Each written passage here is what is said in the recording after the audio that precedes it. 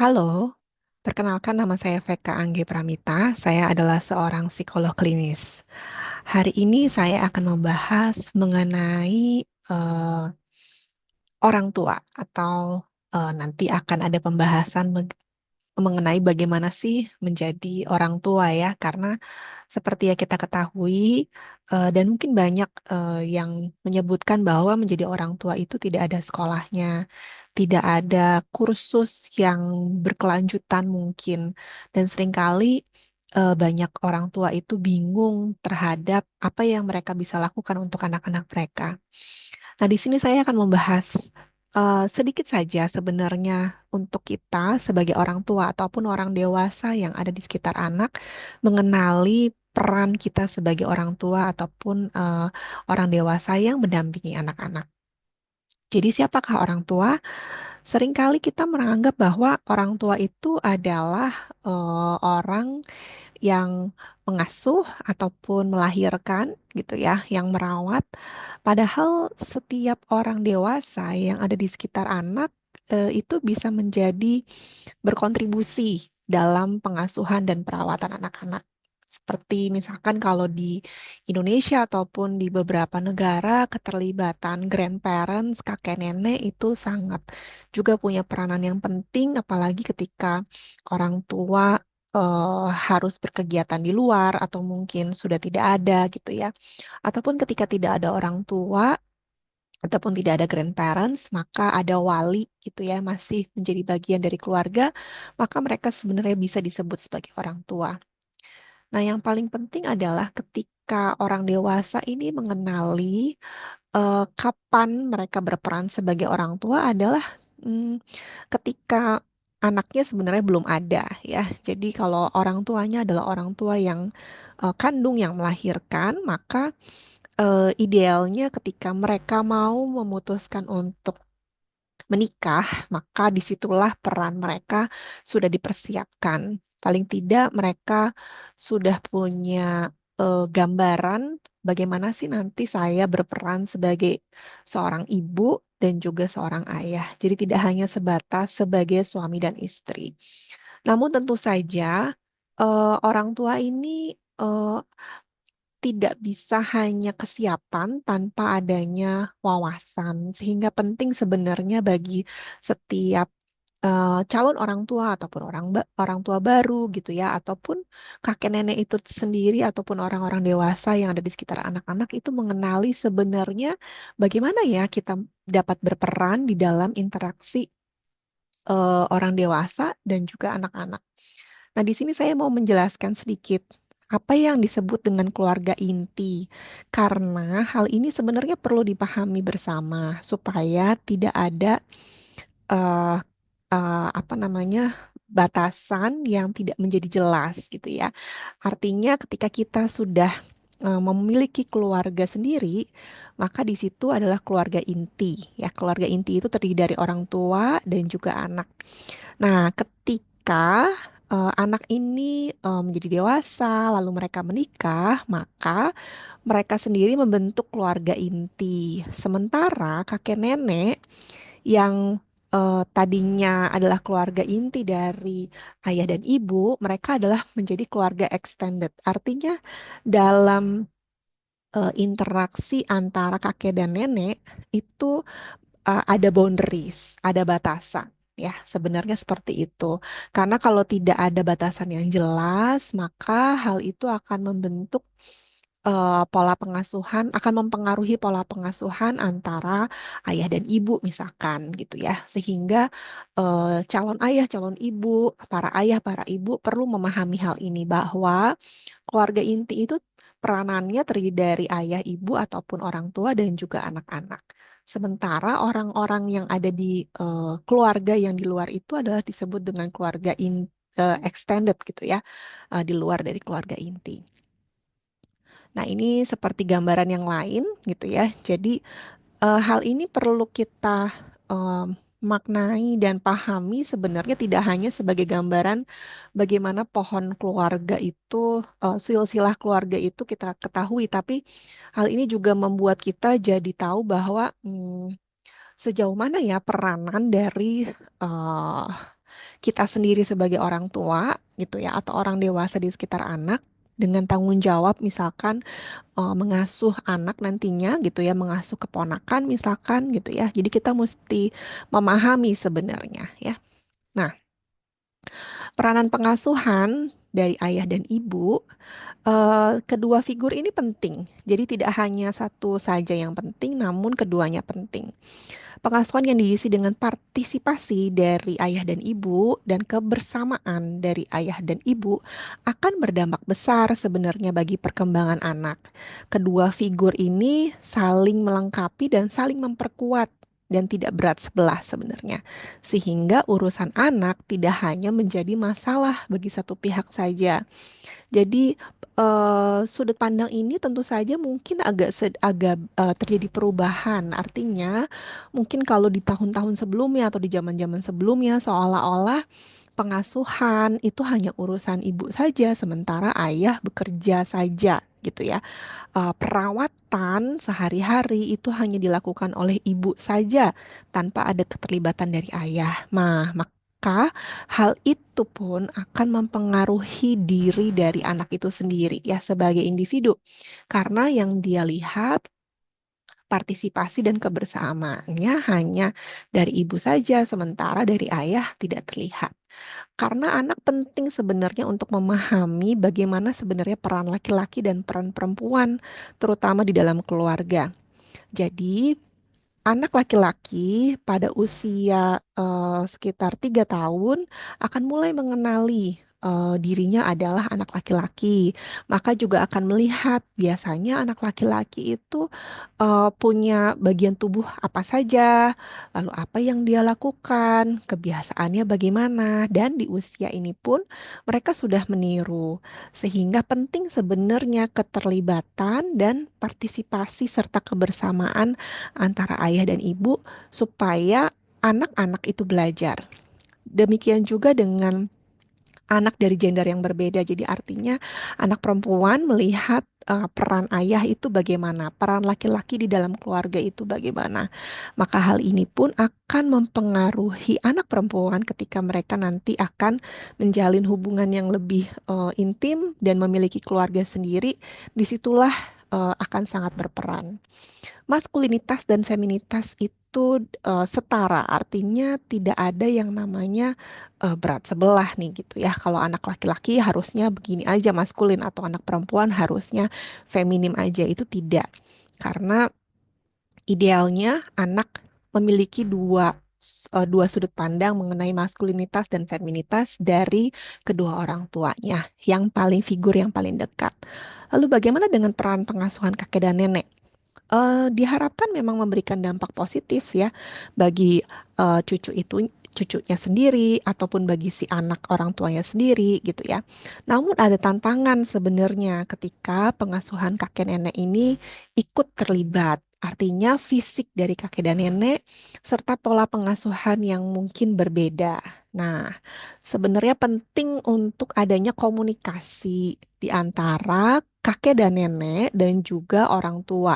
Tadi ya, seperti yang sudah saya jelaskan, kakek dan nenek ini dalam struktur keluarga adalah extended family. Eh, Namun sangat bisa masuk di dalam peranan pengasuhan, tapi kuncinya adalah komunikasi dan diskusi di antara kita dan juga di antara kita orang tua dan juga kakek dan nenek. Hal ini pun juga sama ketika kita melibatkan eh apa namanya pengasuh, melibatkan orang-orang lain di luar keluarga gitu ya. Karena pengasuhan itu tidak bisa sebenarnya hanya dilakukan oleh orang tua saja gitu ya. Jadi memang membutuhkan banyak orang untuk akhirnya bisa memenuhi kebutuhan dan membentuk individu dari anak itu sendiri. Hal lain yang sangat ditekankan adanya co-parenting tadi, adanya komunikasi di antara ayah dan ibu. Lalu bagaimana dengan orang tua tunggal? Nah, dibutuhkan sebenarnya dukungan keluarga yang dapat membantu dalam pengasuhan. Jadi artinya eh tadi dua orang tua yang berdua pun tidak bisa mengasuh sendiri, apalagi orang tua yang sendirian saja yang tunggal. Jadi dukungan dari keluarga meskipun itu extended di luar dari struktur keluarga inti, tapi sangat memungkinkan sebenarnya masuk di dalam pengasuhan keluarga asalkan tadi sejalan sama gitu ya kurang lebih. Jadi jangan sampai terjadi sesuatu hal yang pola relasinya jauh berbeda sekali, maka hal itu pun akan memberikan dampak sebenarnya negatif kepada anak sehingga akhirnya anak merasa menjadi bingung gitu ya dengan pola pengasuhan antara orang tuanya ataupun orang lain di luar orang tua ya.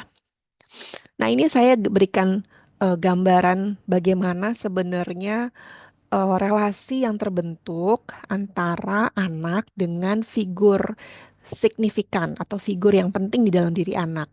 Kita bisa bisa ambil contoh seperti orang tua ataupun kakek nenek gitu ya ataupun wali gitu. Jadi primary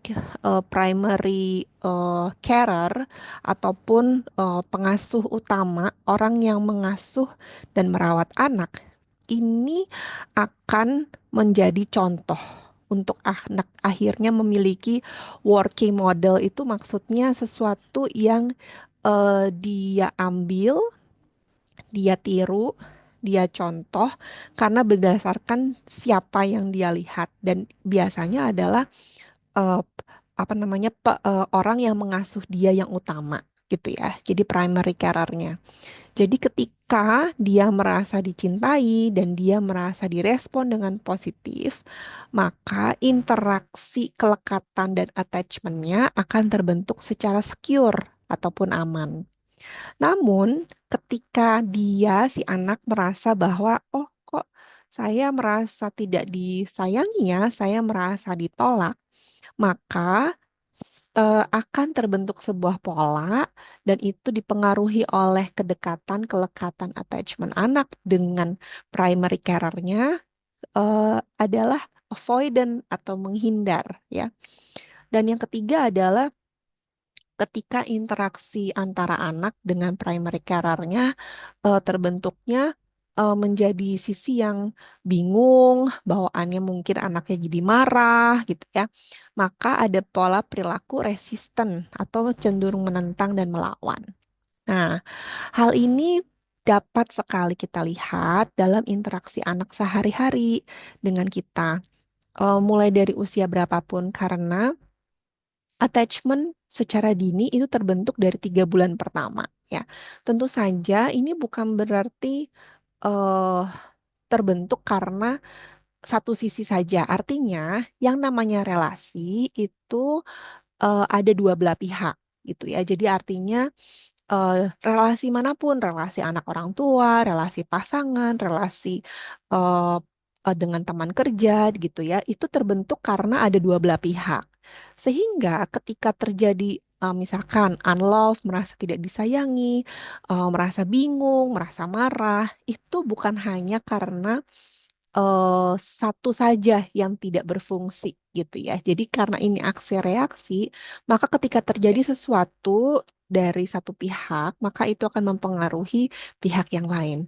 Terjadi sesuatu dari orang tua, maka itu pun mempengaruhi si anak. Demikian juga misalkan ketika anak mengalami kondisi masalah pertumbuhan ataupun masalah perkembangan di dalam kehidupan mereka, maka ini pun juga akan mempengaruhi parentingnya si orang tua itu sendiri gitu ya. Jadi yang namanya attachment itu eh, seringkali wujudnya aksi reaksi.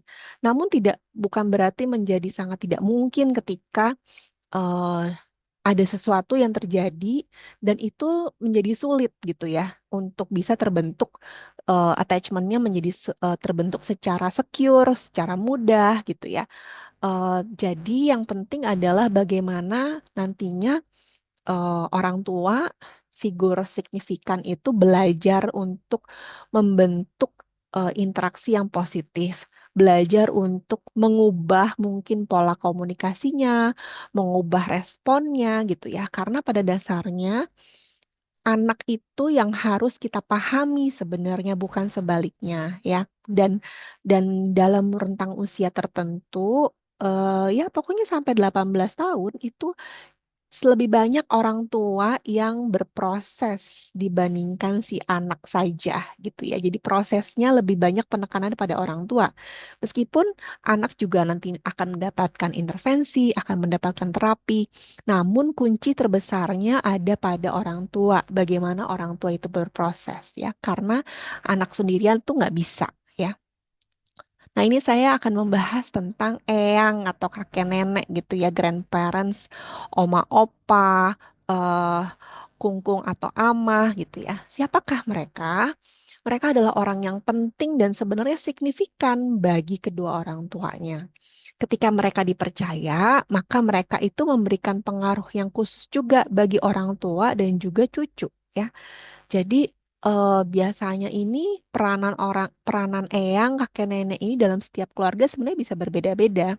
Namun juga memberikan esensi value dari keluarga itu secara besar ya. Jadi bagaimana tentang tradisi, tentang sejarah, tentang silsilah gitu ya. Jadi artinya memang dalam keluarga inti itu menjadi peranan yang paling penting. Namun bukan berarti nggak boleh nih keluarga extended itu berperan, enggak ya. Tapi yang paling penting adalah kita memahami bahwa setiap orang yang masuk di dalam pengasuhan anak-anak itu akan berperan. Nah, peranan eyang di sini adalah memperkenalkan bagaimana kebiasaan, budaya, sejarah, ataupun silsilah agama itulah nanti yang akan memperkaya nilai-nilai dari si anak itu sendiri. Ya. Nah, di sini saya menemukan sebuah riset ya tentang bagaimana pengaruh grandparent berco-parenting dengan orang tua. Dan ini bagaimana peranannya atau pengaruhnya pada masalah perilaku ya. Jadi pengasuhan bersama yang mendukung, yang positif antara orang tua dengan kakek nenek itu akan membuat perilaku yang bermasalah itu menjadi berkurang secara internalisasi dan eksternalisasi. Jadi ketika seorang anak menunjukkan perilaku yang bermasalah itu dibagi menjadi dua. Ada yang secara internal ataupun secara eksternal ya. Internal dan eksternal ini dipengaruhi banyak hal sebenarnya ya. Namun bagaimana anak itu dibesarkan ketika anak faktor nurture-nya atau pengasuhannya itu berperan, maka itu akan membantu sebenarnya. Karena anak itu dalam pengasuhan ada faktor nature bawaan ataupun nurture pengasuhan ya. Pengasuhan bersama orang tua dan kakek nenek yang tidak mendukung secara positif, maka itu juga akan berpengaruh pada perilaku masalah internalisasi dan eksternalisasi. Nah, ini terutama melalui pola asuh otoriter dari ibu ataupun konflik ibu dan anak gitu ya. Jadi ini penting sebenarnya untuk diperhatikan. Co-parenting atau pengasuhan bersama dari orang tua dan kakek nenek, maka akan menjadi baik ketika ada komunikasi. Artinya, ada komunikasi terkait dengan kebiasaan, rutinitas, profil si anak, misalkan kalau anaknya, misalkan kok anaknya malu ya, gitu. Kalau kita ketemu sama banyak orang, gitu ya, maka kita perlu menyampaikan sebenarnya kepada kakek dan nenek supaya nanti pada saat ketemu orang tidak ada respon-respon yang memaksa gitu ya dan anaknya nanti akan belajar untuk dibiasakan terlebih dahulu gitu ya sehingga tidak ada judgement yang akhirnya membuat anak menjadi malu malahan atau menarik diri ketika ada acara bersama. Nah, penting juga sebenarnya untuk membicarakan tentang membagi tugas nih ketika kakek nenek itu berperan ataupun antar orang tua sendiri ya. Jadi penting untuk dibicarakan. Eh, jadi artinya komunikasi dan interaksi antar orang tua itu menjadi penting. Berbagi pengasuhan anak artinya kita pun menerima dengan cara stylenya dari si ayah, stylenya dari si ibu gitu ya, pasti berbeda. Dan ketika kita menerima itu artinya kita pun juga menerima eh, apa yang mungkin berbeda nantinya. Namun hal ini bukan berarti tidak bisa didiskusikan. Hanya saja yang namanya pola pengasuhan tadi akan ada perbedaan, namun bukan berarti menjadi ekstrim, ya. Jadi yang penting adalah selalu dibicarakan untuk mencari sebaiknya bagaimana ya. Karena nantinya anak-anak itu dapat beradaptasi kok dengan gaya pengasuhan yang berbeda. Nanti memberikan waktu juga kepada kita orang tua dan anak akhirnya untuk mencari cara kira-kira bonding yang tepat itu seperti apa ya gitu kan, dan itu akan menjadi baik sebenarnya.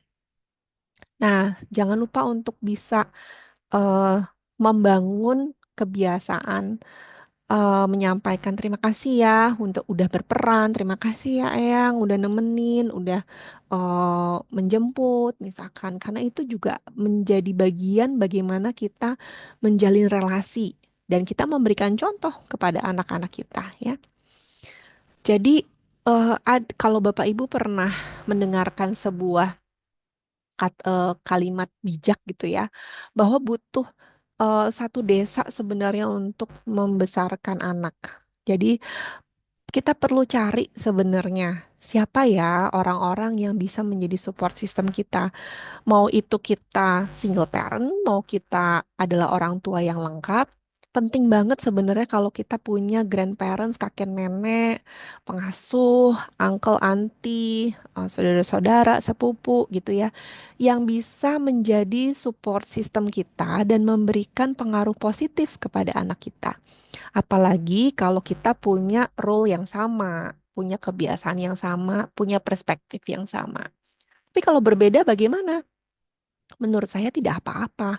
Karena di dalam kenyataannya ketika eh, nantinya anak-anak itu berperan di dalam masyarakat, masyarakat itu kan akan sangat beragam ya. Jadi mereka sangat perlu sebenarnya belajar untuk memahami situasi sosial yang mungkin berbeda, memahami situasi yang berbeda di antara keluarga mereka sendiri sekalipun. Karena perbedaan itu adalah bagian dari kehidupan ya. Jadi jangan hanya mencari hal yang sama karena anak-anak pun juga perlu belajar ya. Nah, apa sih dampaknya ketika kita punya environment atau lingkungan yang aman, stabil, dan juga nurturing gitu ya. Nurturing tuh artinya memberikan pengasuhan tuh sesuai dengan kebutuhan anak gitu ya. Nah, yang pertama adalah pengalaman yang positif itu akan membentuk kita sehingga akan mempengaruhi kita dalam berpikir, dalam bertindak, dan dalam melihat dunia ini. Lalu juga akan membantu anak-anak dan orang tua untuk berkembang ya. Jadi saat ini berapapun usia eh, anaknya Bapak dan Ibu, coba deh bandingkan beberapa tahun yang lalu gitu ya, atau beberapa waktu sebelumnya. Bandingkan dengan kepribadian kita sebagai orang tua. Pasti akan jauh berbeda. Kenapa? Karena memang hal itu sangat-sangat wajar terjadi ketika kita punya anak, maka pribadi kita pun juga akan menjadi berbeda sebenarnya. Karena itu bagian dari kita bertumbuh dan uh, growth sebagai manusia. Lalu yang ketiga ini juga bagian yang penting, mencegah ACEs. ACEs ini adalah adversity yang bahasa sederhananya adalah mencegah adanya pengalaman negatif yang muncul. Nah, pengalaman yang negatif itu akan mempengaruhi tadi bagaimana pengalamannya si anak, bagaimana cara dia melihat dunia gitu ya. Jadi penting untuk kita punya nurturing interaction kepada anak. Nah, di sini saya sampaikan, apa sih maksudnya nurturing interaction? Artinya ketika anak dibutuhkan, anak itu membutuhkan kehadiran lingkungan atau orang-orang yang hangat. Idealnya ya, dapat memberikan respon yang tepat. berespon, bukan reaktif kepada anak sesuai dengan profilnya si anak itu dan akhirnya bisa mendukung anak untuk memberikan challenge yang tepat, challenge yang bertahap karena memahami profil anak sehingga akhirnya bisa nih membantu kapasitas emosi anak juga menjadi lebih baik dan akhirnya mencapai perkembangan yang lebih baik lagi ya. Jadi nurturing interaction ini adalah pondasi yang penting sekali sebenarnya. Dan kenapa nurturing interaction itu penting? Karena eh, fondasi dari keluarga adalah salah satunya relasi. Kayaknya nggak ada deh keluarga yang tidak punya dinamika. Nggak ada keluarga yang kayaknya hidupnya sendiri-sendiri tuh nggak ada ya. Ya kalaupun ada menjadi interaksi yang tidak hangat gitu ya. Bahkan mungkin mungkin tidak muncul interaksi atau tidak muncul relasi karena sendiri-sendiri akan muncul tidak terkoneksi atau tidak terhubung. Nah, padahal di dalam keluarga atau di dalam relasi yang paling penting adalah adanya connect sama diri sendiri dan juga sama lingkungan yang ada di sekitar yaitu anak nih dan juga pasangan. Jadi coba deh, bagaimana ya caranya kita bisa berinteraksi dengan anak? Nah, ini saya kasih tips. Sebenarnya membangun interaksi itu sama seperti kayak kita mungkin waktu kita dulu pacaran sama pasangan gitu ya, kan ada pendekatan. Nah, kalau sama anak-anak tuh pendekatannya bagaimana? Cara sederhananya cari tahu kesukaannya dia apa, mendengarkan, memberikan respon, dan memperhatikan. Nanti saya kasih beberapa tips ya, Bapak Ibu, bagaimana caranya kita melakukan pendekatan nih sama anak. Karena healthy foundation in family adalah menurut Dr. Stanley Greenspan, ketika adanya interaksi yang hangat dan juga firm, jelas, clear gitu ya, antara orang tua dengan anak. Bagaimana mereka menjadi intim, menjadi lebih terbuka, bisa mensupport anak, tapi juga tetap ada boundariesnya gitu ya. Jadi bukannya berarti blur sama sekali atau menjadi tidak ada boundaries, justru tetap ada aturan, tetap ada, tapi adanya keterbukaan, adanya relasi yang chill, yang santai, bukan relasi yang buru-buru, bukan relasi yang ada ketegangan gitu ya. Jadi fondasi dasar dari keluarga itu tentu saja perlu dilandasi dengan bagaimana relasi pasangan orang tua gitu ya. Atau ketika single parent berarti relasi antara si orang tua itu dengan dirinya sendiri gitu ya. Itu menjadi penting karena nanti mereka adalah kalau diibaratkan dalam kehidupan anak-anak, mereka adalah jangkarnya si anak ketika nanti anak atau akarnya si anak ketika nanti anak itu bertumbuh dan berkembang, mereka perlu sosok orang tua untuk punya pribadi yang kuat gitu ya, pribadi yang bisa bisa bounce back, bisa balik lagi gitu ya. Jadi orang tua itu adalah pondasi dasar dari kehidupannya anak nantinya ya. Nah, parenting style yang diharapkan itu seperti apa sederhananya? Nanti saya akan bahas sih macam-macam pola dari parenting. Yang pertama adalah diharapkan membuka komunikasi. Yang lalu yang kedua diharapkan berinteraksi. Berinteraksi itu adalah sederhananya yang ngobrol. Kalau anak-anak ya settingnya bukan hanya bertanya tentang tadi belajar apa, tapi bagaimana berinteraksi hal-hal yang sederhana, melakukan kegiatan bersama-sama, entah itu main, game, mengerjakan sesuatu gitu ya, ataupun makan bersama gitu ya. Jadi mengalami sesuatu bersama-sama, adanya partisipasi dari kedua orang tua itu akan semakin melengkapi kebutuhan psikologis dan emosinya anak. Lalu yang keempat adalah bagaimana modeling ya. Ketika kita mau anak kita punya kebiasaan membaca, maka kita pun perlu memberikan modeling membaca.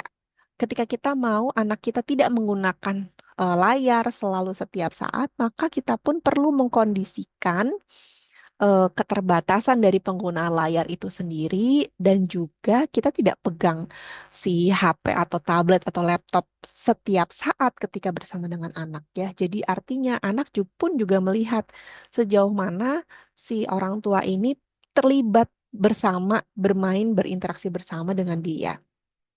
Lalu yang kelima adanya kepercayaan dan juga opportunity atau kesempatan bagi anak untuk mencoba sesuatu.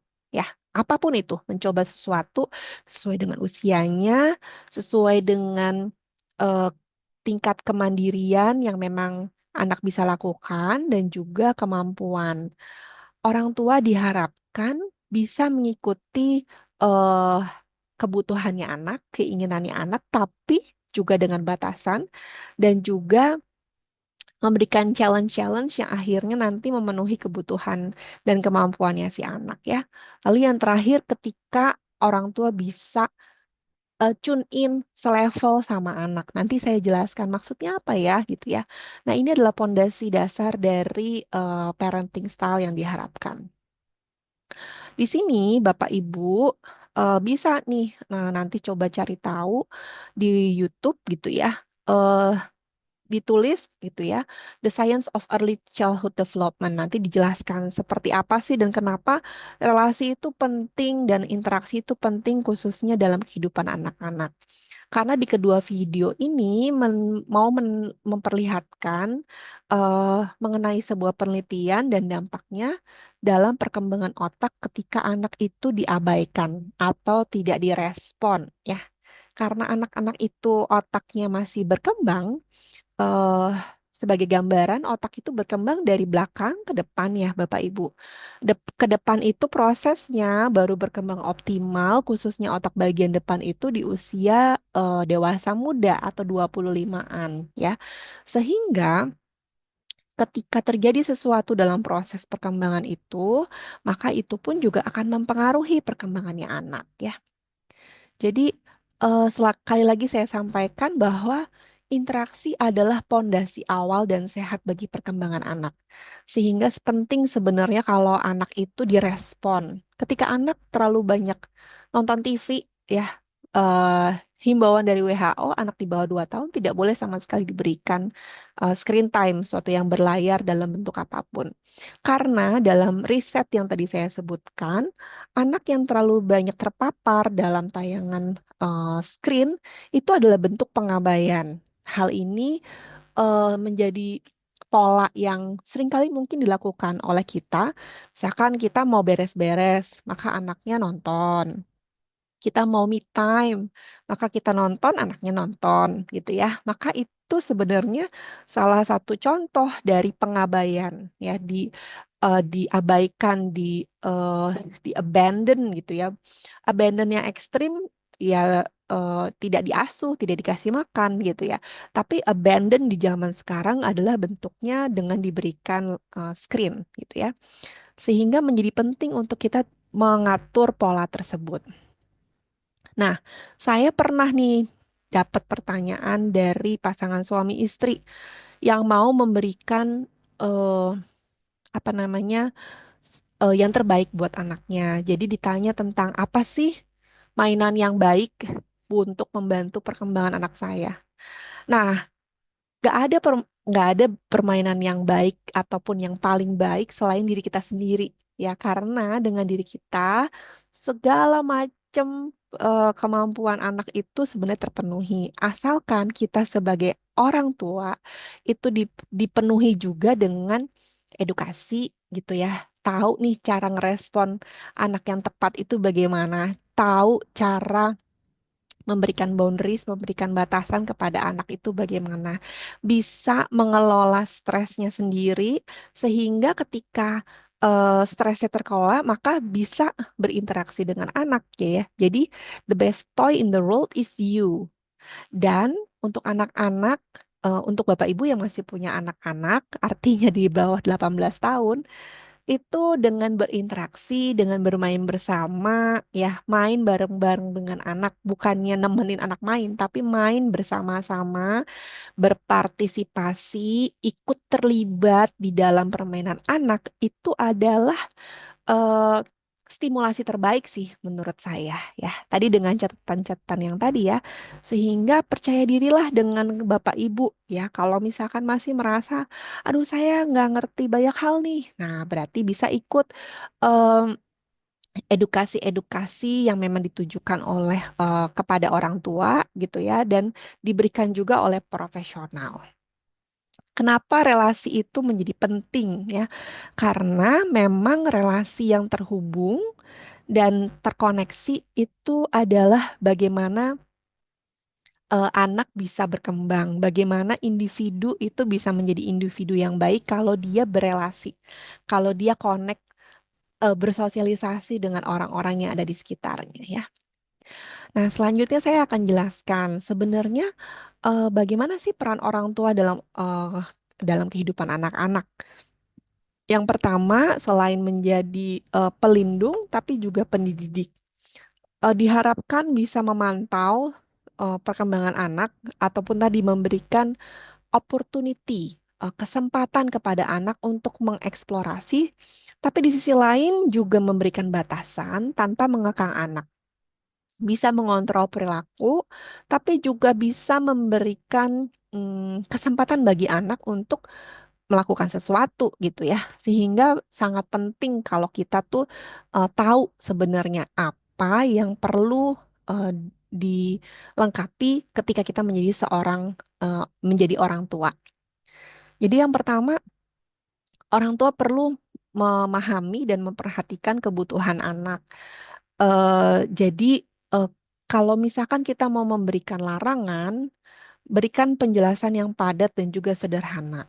Tentu saja hal ini perlu disesuaikan dengan usianya si anak ya. Jadi nggak bisa disamain ketika anak itu masih bayi, ketika anak itu masih toddler, ketika anak itu udah sekolah SD, lalu dia ke SMP, lalu dia ke SMA, bahkan ketika dia sudah kuliah pun kita masih pakai cara yang sama. Itu nggak bisa. Karena setiap tahapan perkembangan anak, kita orang tua tadi kan bertumbuh, berproses, evolve.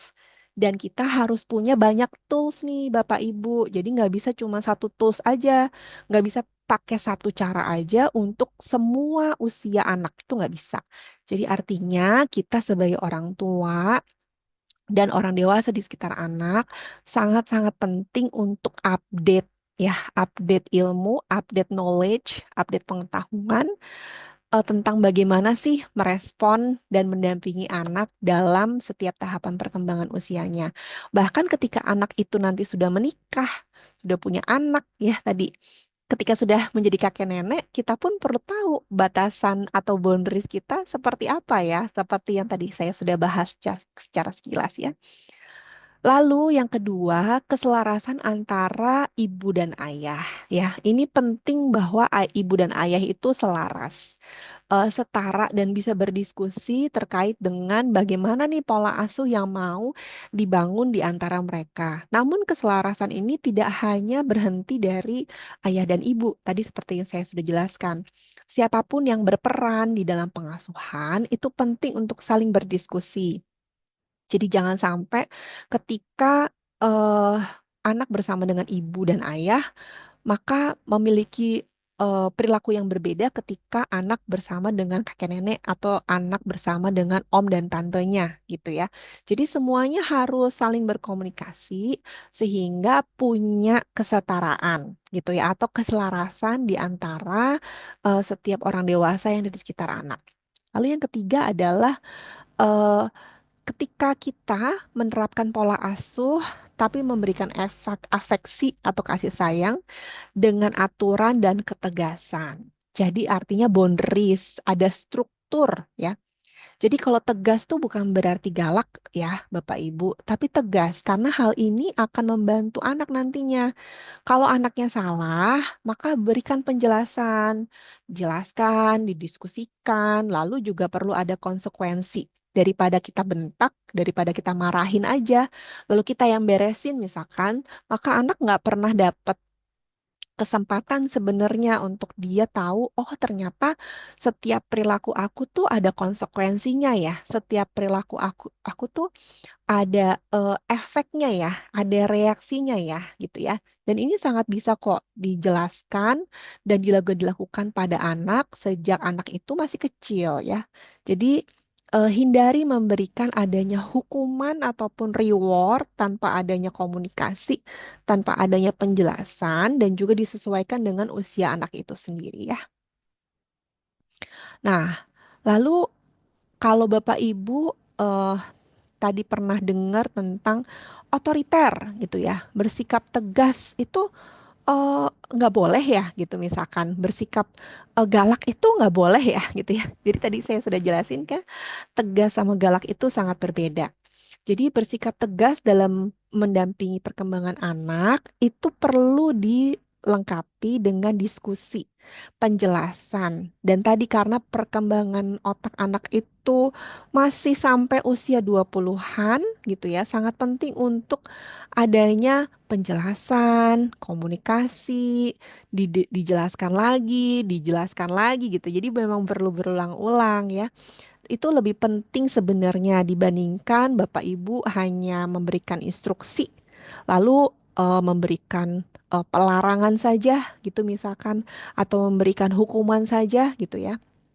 Karena hal itu akan membuat anak-anak jadi ya takut aja sama larangannya Bapak dan Ibu, tapi kesempatan mereka untuk bisa eh, bertumbuh dan berkembang menjadi berkurang karena tidak ada kesempatan untuk mengeksplorasi nih, tidak ada orang yang bisa memberikan mereka penjelasan atau bisa memberikan mereka eh, koreksi gitu ya bahwa apa yang mereka lakukan itu salah ya. Jadi koreksi di sini adalah penjabaran dari sebuah situasi misalkan ya. Tadi tegas itu boleh, tegas itu bukan galak.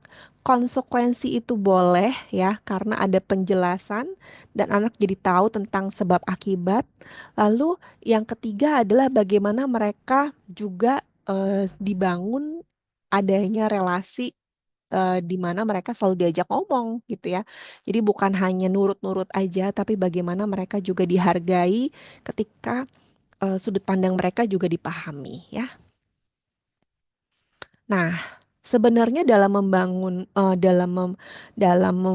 dan juga membesarkan anak apa aja sih yang penting gitu ya. Jadi yang pertama adalah penting untuk kita bisa fostering atau menyediakan sayang dan juga relationship. Jadi relationship tadi yang seperti yang saya sampaikan adanya kedua belah pihak. Jadi artinya saya dan juga anak gitu ya, atau relationship saya dengan pasangan gitu. Jadi dua belah pihak itu tadi ada diskusi setara gitu ya. Lalu kita punya goals, punya ekspektasi untuk anak-anak. Nah, ini perlu berhati-hati. Apakah goals kita tuh terlalu ambis gitu ya, terlalu berlebihan? Jangan sampai target ekspektasi kita itu melebihi kemampuan anak kita. Jadi, kita harus tahu sebenarnya profil dari anak itu seperti apa, sehingga akhirnya kita bisa membantu mereka untuk bisa thriving atau melalui eh, ke sehari-hari mereka dalam kedisiplinan yang kita berikan ya. Jadi yang pertama adalah bagaimana kita membangun foster love dan relationship. Yang pertama, kita juga harus memberikan rasa care dan respect kepada anak-anak ya. Jadi bukan berarti karena mereka anak-anak jadi kita nggak respect. Itu salah banget ya. Caranya gimana sih? Ya dengan selalu bertanya pendapat mereka, mendengarkan pendapat mereka, merespon mereka itu juga salah satu bentuk kita menghargai mereka. Dedikasikan one on one waktu dengan anak. Jadi kalau dengan setiap anak, kalau anak Bapak Ibu tiga, ya maka luangkan setiap anak tuh berbeda waktunya. Karena Ketika anak-anak bersama dengan saudara kandung atau sibling atau saudara yang lain, itu dinamikanya akan berbeda ketika mereka sendirian dengan orang tuanya. Jadi penting sebenarnya kalau kita punya special time dengan setiap anak meskipun itu hanya 10 sampai 15 menit ya. Lalu yang ketiga adalah dengarkan anak. Eh, Benar-benar pay attention tentang apa yang mereka katakan, bikin adanya relasi kontak mata, berhadapan gitu ya.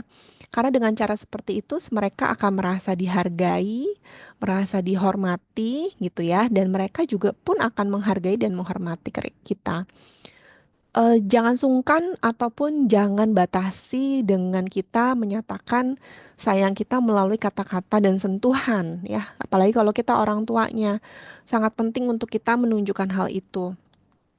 Karena dengan kata-kata yang afirmatif, kata-kata yang menyatakan bahwa kita menyayangi mereka, kita memahami mereka, kita mengetahui emosi apa yang mereka rasakan, itu adalah membuat mereka menjadi dipahami sehingga terbentuk adanya relasi yang memang disayangi oleh kita ya.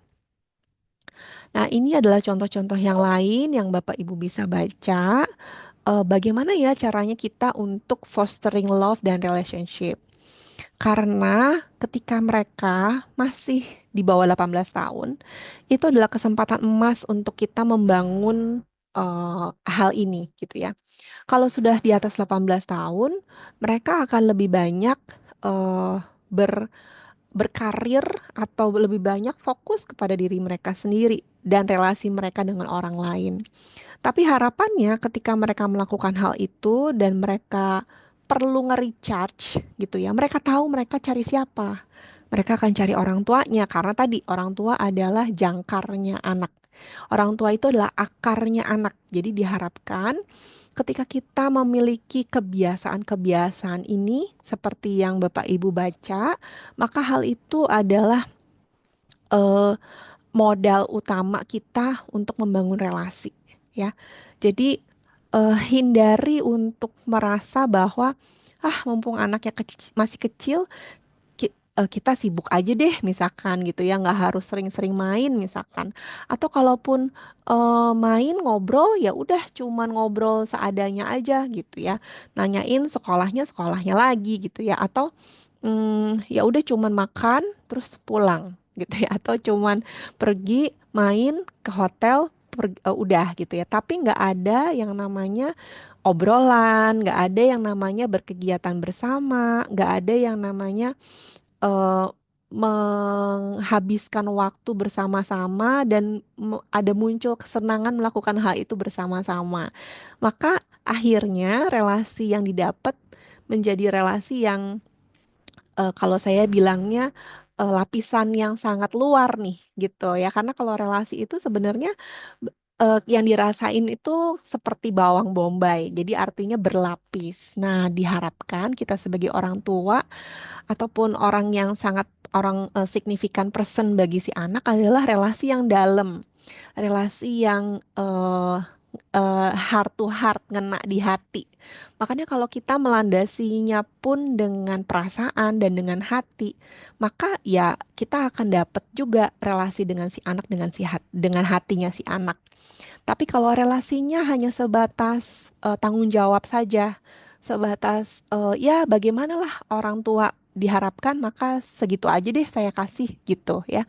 Maka yang namanya kedekatan yang tulus, relasi yang pakai emosi, hati, itu relasi yang pakai rasa, itu tidak akan terjadi kalau kita hanya fokus pada tugas. Jadi, saat kita berinteraksi dengan anak dan juga pasangan, itu sangat penting untuk kita berelasi dengan rasa. Nggak cuman dengan tugas dan tanggung jawab saja gitu ya, ataupun kewajiban semata aja gitu ya. Karena yang namanya anak itu punya rasa, mereka punya perasaan. Jadi kita pun juga harus berelasinya dengan perasaan ya. Nah, bagaimana kalau kita punya goals atau ekspektasi dengan anak-anak? Itu sangat penting sih, dan apalagi perlu didiskusikan ya dengan pasangan.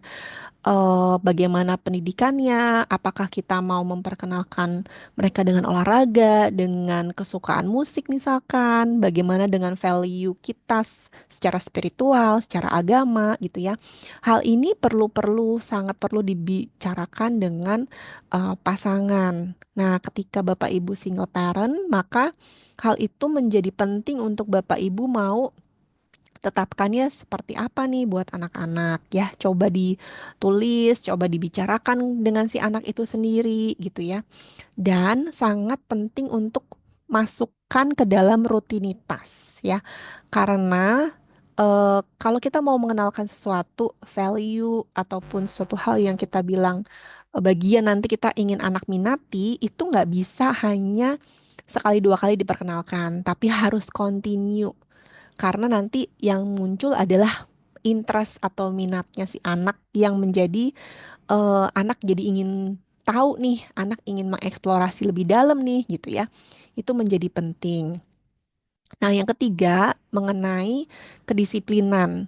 Jadi ketika anak sudah kita bahas apa yang ingin menjadi harapannya dia, maka itu pun kita perlu masukkan dalam rutinitas yang sehari-hari, disiplin untuk dibangun perilakunya, dan juga kita menjadi model dan juga mendiskusikannya bersama dengan si anak ya. Dan ini menjadi penting untuk kita terus-menerus sampaikan kepada anak. Dan ini bisa dilakukan pada jenjang usia manapun. Nah, seringkali antara orang tua dan anak itu ekspektasinya tidak sama gitu ya. Jadi anak punya harapan yang tidak sama dengan orang tua. Seringkali ya, meskipun tidak selalu, seringkali ekspektasi orang tua tuh malah lebih tinggi dibandingkan ekspektasi anak. Ya, bisa juga sebaliknya sebenarnya. Tapi yang paling penting adalah kita orang tua tahu kemampuan anak dan secara bertahap bisa membangun target-target kecil gitu ya kepada anak untuk bisa dicapai dan harus dibicarakan kepada anak ya. Contoh sederhananya misalkan anaknya mau belajar goes sepeda gitu. Tapi belum pernah nih dia tahu sepeda itu apa kalau anaknya masih kecil. Maka diperkenalkan dulu alatnya, dia tahu dulu alatnya bisa diapain. Mungkin dia lihat kita naik sepedanya gitu ya. Jadi jangan tiba-tiba langsung dinaikin ke sepedanya. Nah, kalau anaknya masih kecil, penting untuk dia belajar naik sendiri, belajar turun sendiri. Karena dengan banyaknya bantuan yang kita berikan, tadi kita menghilangkan kesempatan mereka untuk belajar sendiri, menghilangkan kesempatan mereka untuk mengeksplorasi kemandirian mereka sendiri ya.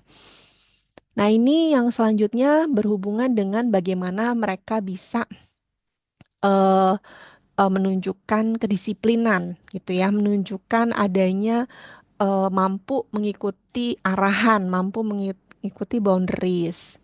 Yang pertama adalah modeling ya. Modeling terhadap perilaku kita. Kita pun juga perlu bicara dengan tenang gitu ya.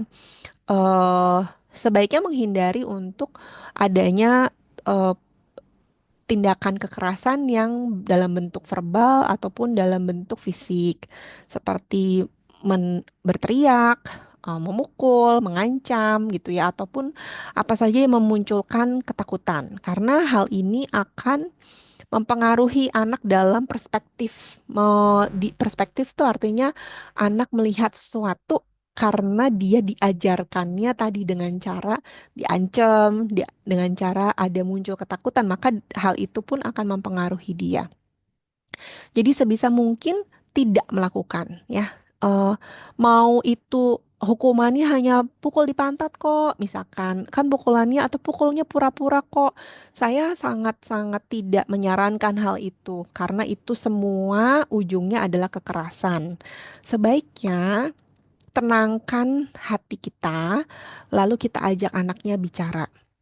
Kalau itu berhubungan dengan segala sesuatu yang kayaknya sulit nih untuk dilakukan karena ada faktor luar, faktor pencetus, maka hilangkan saja faktor pencetusnya.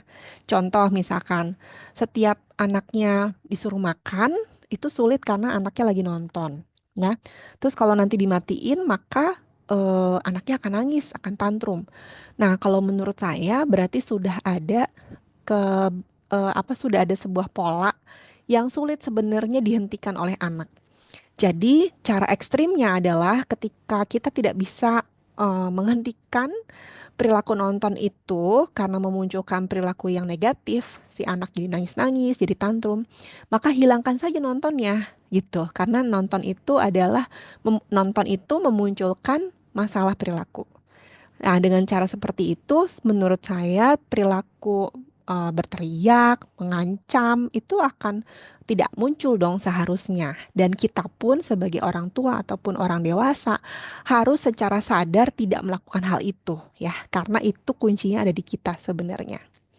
Lalu selanjutnya, saat kita mau menyampaikan ada konsekuensi loh dalam setiap perilaku, itu disampaikan dengan tegas. Dan kita perlu adil sebenarnya dalam menyampaikan konsekuensi itu. Idealnya konsekuensi itu disampaikan di awal. Jadi contoh sederhana dari konsekuensi adalah kalau makan nanti berantakan, nanti beresin ya, misalkan itu. Habis main nanti diberesin ya, itu adalah bentuk konsekuensi. Jadi kalau misalkan nanti ada yang tumpah, nanti dilap ya, itu juga bentuk konsekuensi. Jadi idealnya dilakukan sebelum anaknya melakukan. Jadi jangan setelahnya. Jangan setelah melakukan baru kita ngomong. Jadi idealnya sebelum kita berikan barangnya kita kasih tahu. Nanti begini ya kalau kamu begini gitu ya.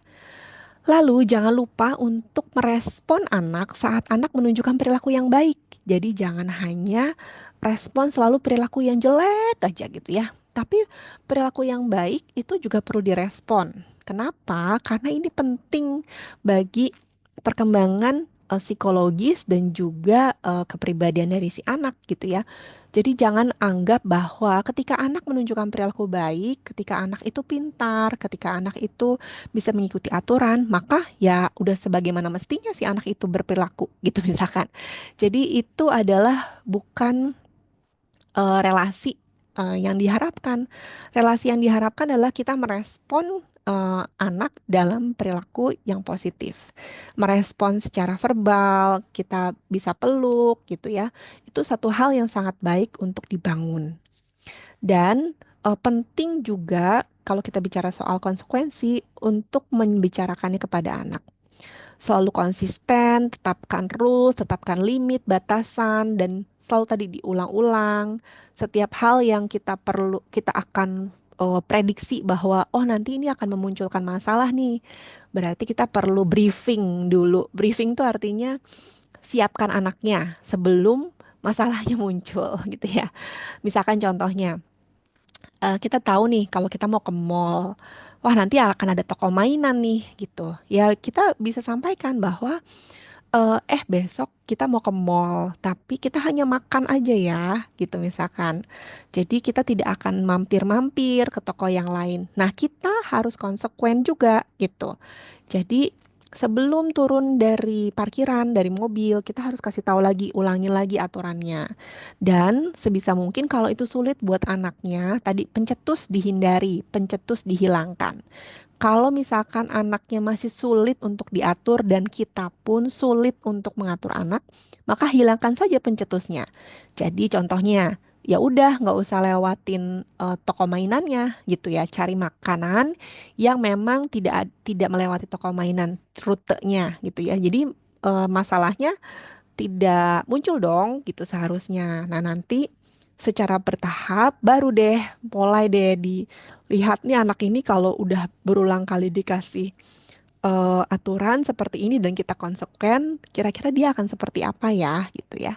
Jadi sebagai orang tua itu tidak hanya satu jalan aja dan tidak hanya kaku gitu dalam mengasuh. Jadi sangat perlu adanya rasa di hati, sangat perlu adanya diskusi dengan profesional, diskusi dengan orang-orang yang juga berperan di dalam kehidupan anak, dan melihat anak itu sendiri. Kalau anaknya udah bisa ditanya, ya tanya anaknya gimana perasaannya gitu ya. Karena itu bagian dari proses kita menjadi manusia. Nah, yang paling penting adalah jangan pernah menyampaikan kepada anak bahwa contohnya, kalau kamu nggak makan yang nggak baik, mama nggak sayang ya sama kamu gitu. Atau kalau kamu nilainya nggak bagus, mama nggak mau loh peluk-peluk kamu gitu ya. Itu artinya kita menyayangi mereka karena mereka menunjukkan sesuatu yang kita harapkan. Maka itu adalah relasi yang kita bilangnya relasi jual beli sebenarnya ya. Ketika ada sebuah kondisi, maka kita baru bilang bahwa I love you. Seharusnya I love you unconditionally. Tapi saya nggak suka nih cara kamu melakukan hal itu, gitu ya. Jadi kalau kita sayang dia, tapi bukan berarti ketika dia tantrum, terus kita ikutin apa aja yang dia mau, ya. Nah, disiplin itu bicara soal keteraturan, konsisten tadi yang saya sampaikan, tidak galak, tetap ada dialog dengan anak. Disiplin yang positif itu pun memberikan struktur yang jelas sebenarnya kepada anak, sehingga akhirnya menumbuhkan rasa aman. Anak yang tumbuh tanpa ada aturan yang jelas, maka menjadi anak yang bisa jadi terlalu cemas karena tidak ada aturan gitu ya, atau misalkan menjadi anak yang tidak bisa menahan diri karena tidak ada aturan ya. Disiplin itu bukan militer. Kalau militer nggak ada dialog, hanya menerima perintah dan melakukan saja. Disiplin itu artinya teaching dan membantu mereka untuk berkembang pesat.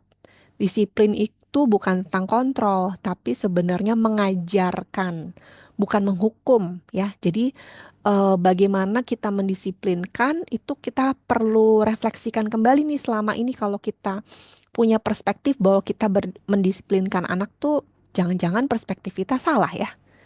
Nah, hal yang perlu diingat sebagai orang tua adalah beri diri kita tuh kelonggaran sebenarnya untuk gagal dan juga secara kreatif bisa bangun untuk bagaimana ya cara kita sebagai orang tua.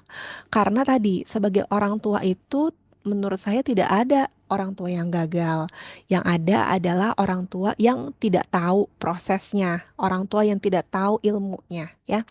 Jadi kalau kita gagal, maka itu adalah proses yang luar biasa sebenarnya dan membuat frustrasi.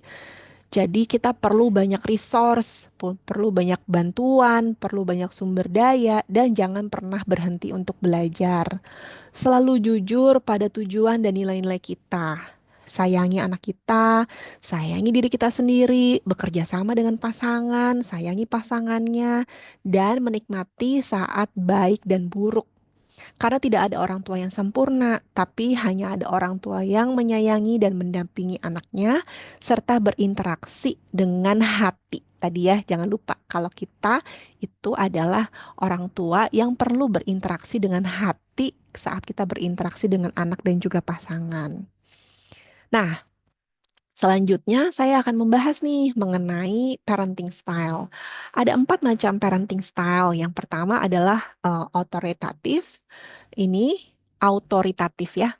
Lalu yang kedua adalah otoritarian atau kita bilangnya otoriter. Jadi fokus pada kepatuhan.